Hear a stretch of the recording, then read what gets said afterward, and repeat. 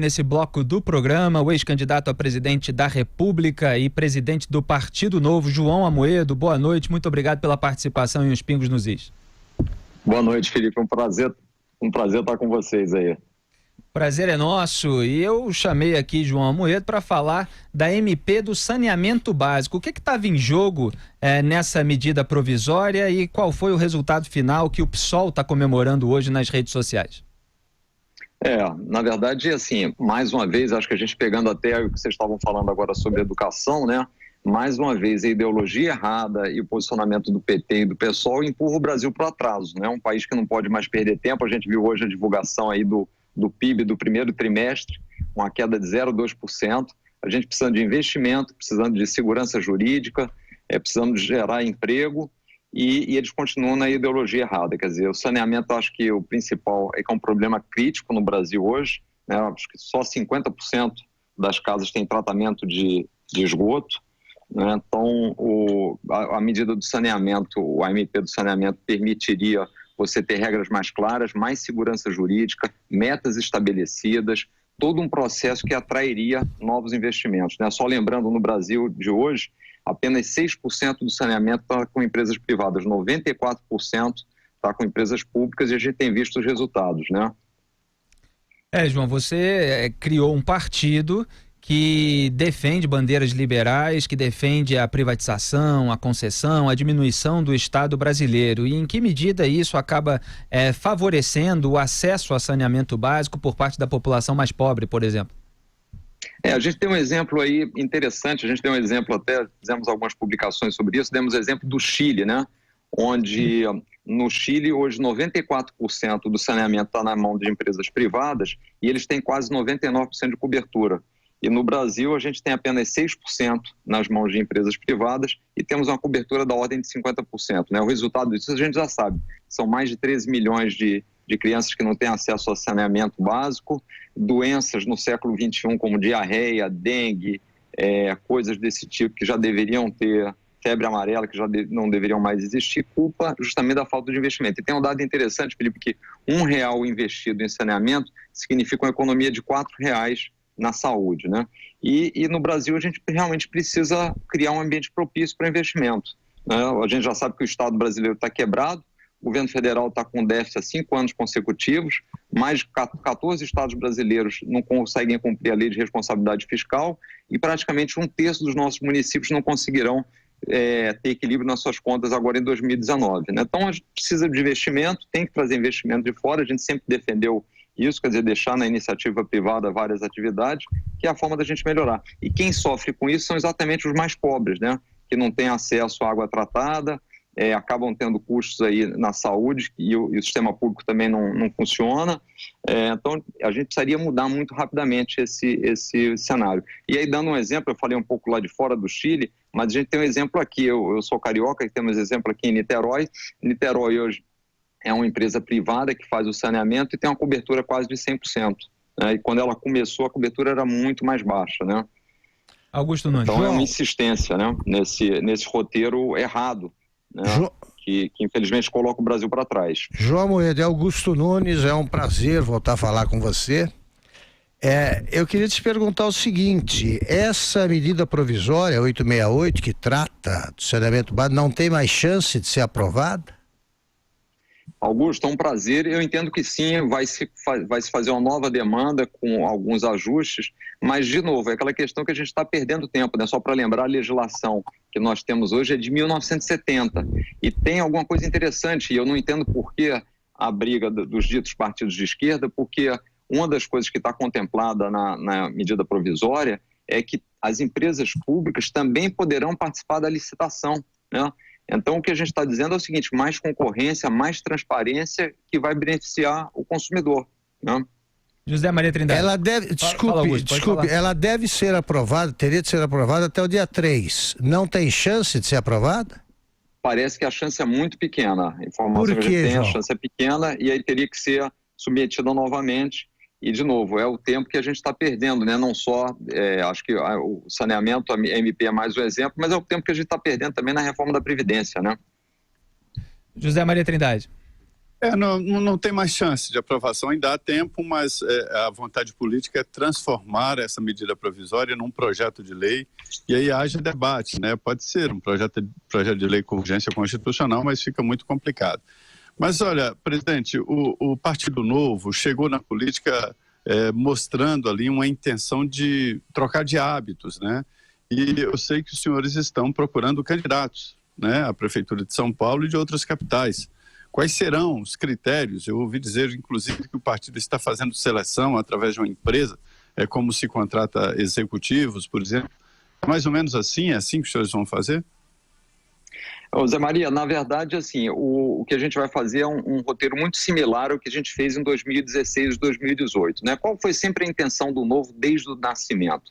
Trazer novas lideranças para a área pública. E isso significa não só nomes novos, mas principalmente novas práticas, novas posturas, gente que venha para a área pública, que entenda que aquilo não é uma profissão, que abra mão de privilégios, que abra mão de benefícios e vá para lá defender a liberdade do cidadão e fazer as coisas de fato funcionarem melhor na gestão pública com prioridade, né? Então a gente fez processo seletivo em 2016, fizemos em 2018, a ideia é fazer novamente em 2020. O que a gente busca com esse processo seletivo? Duas coisas. Primeiro, dar oportunidade para qualquer pessoa que se sinta capacitada participar. Ele não precisa ter um amigo no partido, não precisa ter um parente, ele entra, o processo está aberto a qualquer um. E segundo, a gente também quer garantir ao eleitor que ele terá um bom mandatário. No Brasil, muitas vezes a gente acaba escolhendo o melhor candidato, mas não necessariamente o melhor mandatário, né? E o resultado é o que a gente vê aí, uma atuação muito sofrível da gestão pública. Então, o que a gente quer é trazer pessoas capacitadas, que tenham competência comprovada, que entendam que o cargo é uma doação para a sociedade, né? E a gente está contando com o auxílio de uma empresa especializada para nos ajudar em algumas cidades, né? Para fazer um trabalho realmente profissional. Fala, Augusto Nunes. Eu, Augusto, queria voltar ao assunto. Eu queria retomar o assunto, João, porque hoje eu recebi um recado de uma professora que realmente entende desse assunto e ela faz um apelo para que seja aprovada ainda. Você e o Zé Maria disseram que já não há tempo de salvar a MP 868, mas ela faz um diagnóstico que bem resumido, que eu queria saber se você endossa. Ela diz o seguinte: esse drama do saneamento básico, né, da falta de metade da população não tem acesso a essa rede. Esse drama é uma das principais razões da morte de crianças com menos de 5 anos. Atrapalha as aulas em escolas instaladas em áreas sem água encanada e esgoto, tanto pela falta de comodidade de professores, funcionários e alunos, como pelo cheiro em dias mais quentes, decorrente do esgoto a céu aberto. Esse drama também mina a autoestima dos brasileiros que vivem nessas condições e deve contribuir até para a criminalidade. Ainda há tempo de salvar a MP 868, editada em dezembro de 2018, que, se não for votada até 3 de junho, caduca. Já falamos sobre isso. Ela não faz mágica, mas destrava e moderniza marcos para a privatização do setor. É isso? É isso mesmo, ela está certíssima. Ela, na verdade, ela cria um ambiente propício ao investimento, que é o que falta. E olha que coisa interessante, né, Augusto? Vários estados têm empresas públicas de saneamento básico. E não há uma legislação hoje muito correta em relação a isso. E se, por exemplo, essas empresas vierem a ser privatizadas por esses estados que, inclusive, estão precisando de recursos para pagar salário, para investir em saúde, em educação, essas empresas podem ter encerrado a sua concessão. Se você tiver uma regulamentação isso e dentro desse cenário isso está previsto na medida provisória, estamos falando aí de um valor dessas empresas algo em torno de 150 bilhões de reais, quer dizer, recursos que são dos estados, que se nada for feito não terão valor a essa empresa, e que por acaso, se for isso feito, essas empresas podem vir a ser vendidas e esses recursos da ordem de 150 bilhões de reais poderiam ser aplicados em áreas essenciais. Então, todo esse processo, fora o que a gente vai gerar de emprego com novos investimentos, então tem uma série de subprodutos que vão ajudar muito o país, né? Então, realmente é uma pena que a gente não tenha feito essa aprovação da MP. E, João, o Novo conseguiu eleger um governador, que é o Romeu Zema, de Minas Gerais. Você tem monitorado, acompanhado o governo dele? Quais são as dificuldades que ele tem encontrado por lá? Felipe, a gente tem ajudado a gestão, obviamente a do Zema, mas mensalmente a gente tem participado de algumas reuniões como se fosse um conselho a ele. Acho que a primeira coisa muito positiva é que ele montou um time bom lá. O time está muito integrado, definiram claramente as prioridades. Agora, as dificuldades não são muito diferentes do que a gente tem a nível Brasil, né? Primeiro, ele assumiu um estado com déficit enorme nas contas, com 13º em atraso, atraso no repasse para as prefeituras, que ele começou agora a colocar em dia isso, e agora ele tem um grande desafio, que é passar a recuperação fiscal na Assembleia. Então, ele está no diálogo com o Legislativo, mostrando a necessidade disso para implementar essas medidas, né? Déficit nas contas que vem do governo Fernando Pimentel do PT, né? Sempre bom lembrar. Sempre bom lembrar. Muita coisa, restos a pagar, muita coisa mal feita, e o impressionante é isso, quer dizer, nós entramos num cenário com a dívida enorme e com a qualidade do serviço. A gente estava falando agora de educação, quer dizer, a educação que o PT deixou, os índices colocam o Brasil lá embaixo nos rankings do PISA, a alfabetização, a quantidade de analfabetos funcionais, quer dizer, tudo isso que veio dessa gestão. É até engraçado agora essa resistência tão grande a mudanças, né? E essa defesa só na teoria daquilo que foi feito errado durante tanto tempo.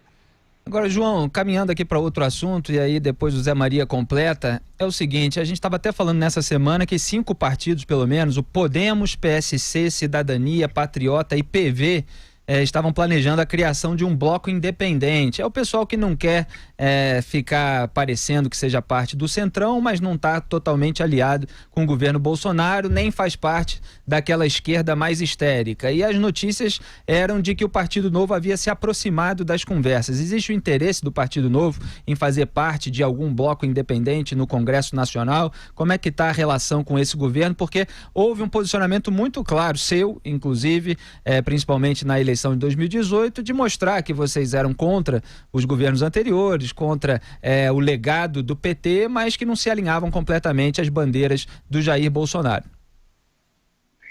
Felipe, eu diria que assim, no Novo a gente pauta as coisas mais pela ação do que pelo discurso, né?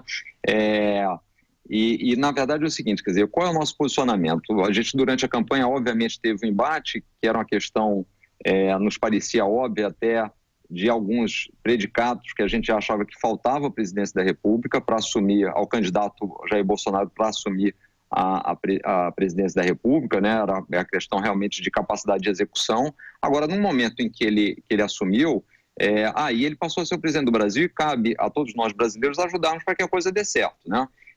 Aí quando a gente vai para as pautas, então o Novo primeiro, ele é independente, porque ele vai sempre seguir seus princípios e valores. Agora, nas pautas econômicas, o que está sendo colocado e proposto está muito em linha com o que a gente defendeu durante a campanha, eu mesmo, reforma da Previdência, mais liberdade econômica, equilíbrio das contas públicas, abertura da nossa economia. Então, todos os projetos que forem nessa linha terão o apoio muito enfático do Novo, muitas vezes até maior do que o próprio partido do presidente da República, né? Porque nós confiamos que essas pautas são fundamentais para melhorar a qualidade de vida do brasileiro.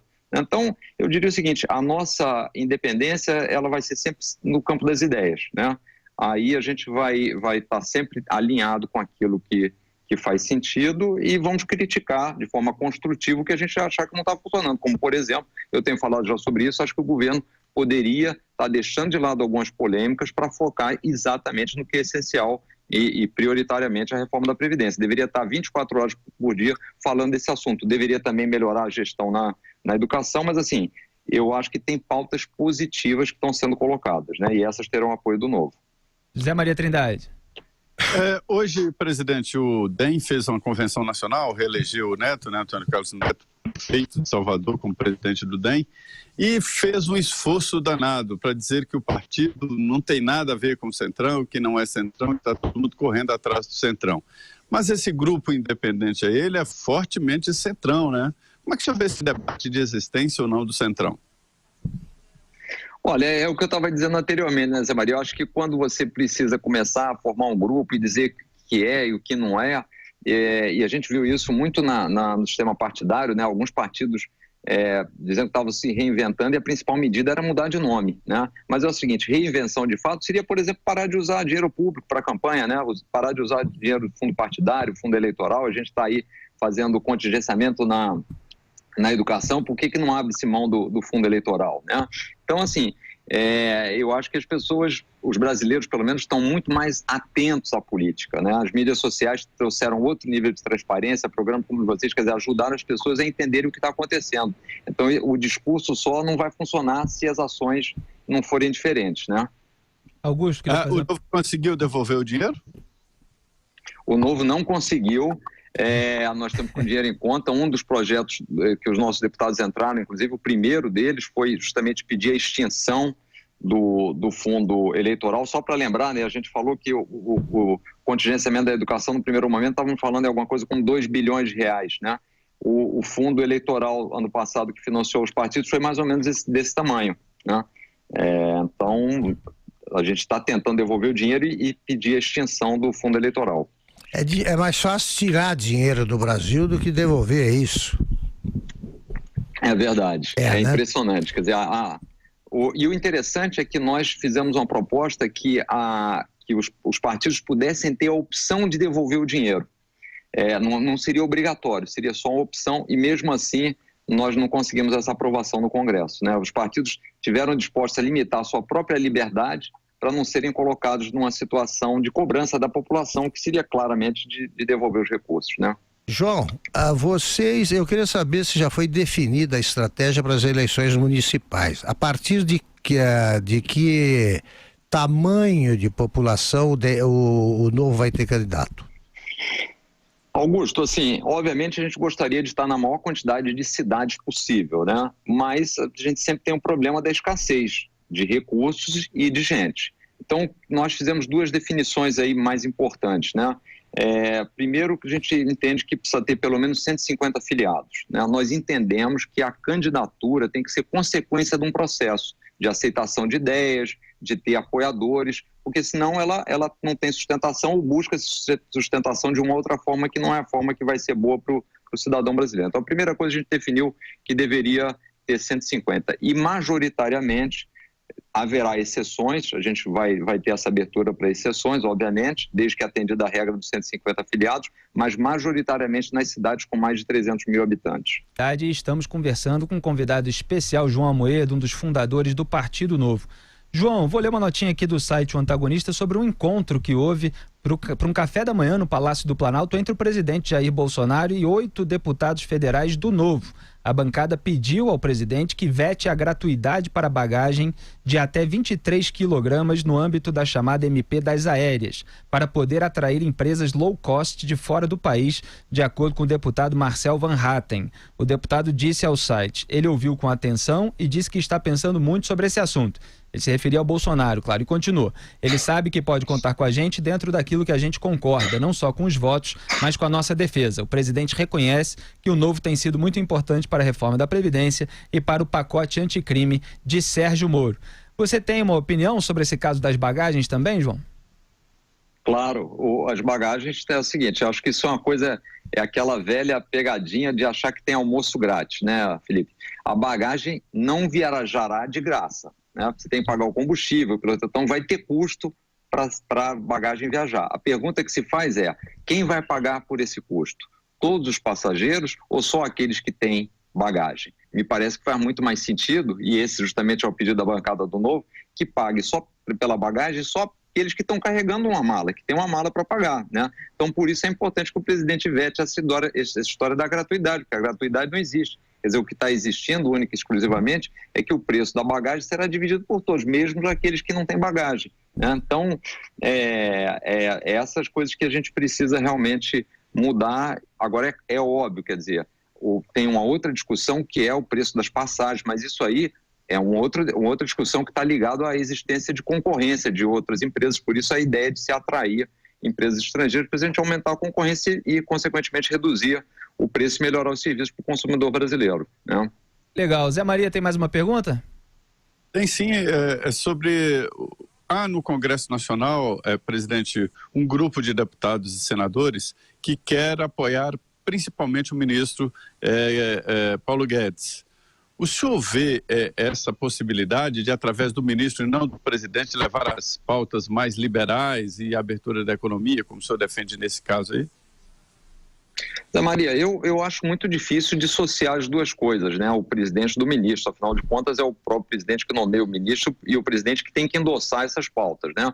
Mas, assim, casados, né? um apoio... Desculpe? Estão casados, né?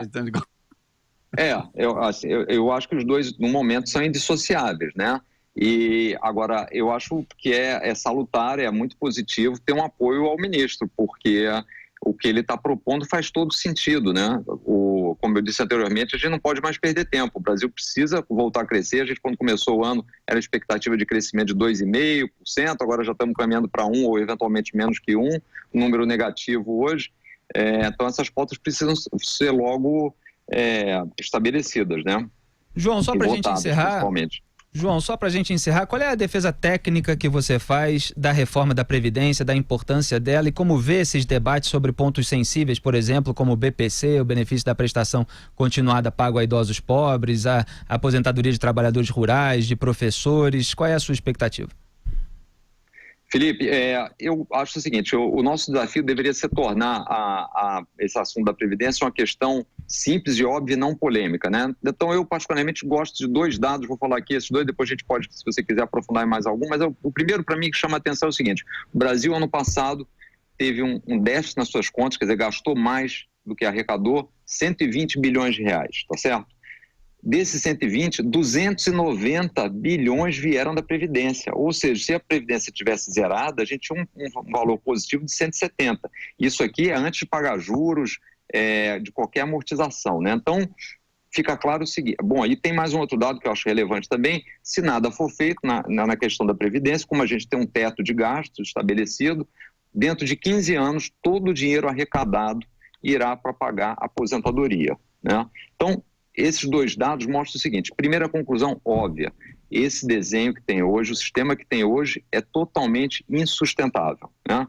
Agora vamos para um terceiro dado que também para mim resume bem a Previdência. De todo o gasto com a Previdência, os 20% mais pobres da população recebem 3% do valor e os 20% mais ricos recebem 41%. Então a Previdência, além de ser insustentável, ela é injusta, né? Então a gente precisa mudar isso. Tem coisas para ser feito? Obviamente tem, mas assim, o principal hoje é que ela seja feita o mais rápido possível, que a gente consiga chegar numa economia de alguma coisa da ordem de R$1 trilhão, né? E a gente sabe que tem distorções entre o funcionário da área privada recebe alguma coisa como R$1.300, R$1.400 e dentro do governo a gente tem média chegando até R$28, R$29 mil no legislativo, né? Então a gente precisa alterar esse modelo. Eu acho que seria interessante, mas eu acho que não cabe agora, a gente também separar o que é previdência do que é assistencialismo que a gente está fazendo. Eu acho que separar as duas coisas sempre facilita o debate, né? Mas eu acho que do jeito que tá bom, a gente deveria aprovar isso rapidamente para realmente trazer outra noção para o Brasil em termos de investimento, outra perspectiva, né? Maravilha. João Amoedo, um dos fundadores do Partido Novo, sempre um prazer conversar com você, seja sempre bem-vindo aqui em Os Pingos nos Is. Boa noite, bom trabalho, João. Boa noite, João. Muito obrigado, um prazer. Boa noite, Augusto. Boa noite, Zé Maria. Sempre um prazer estar com vocês aí. Forte abraço a todos.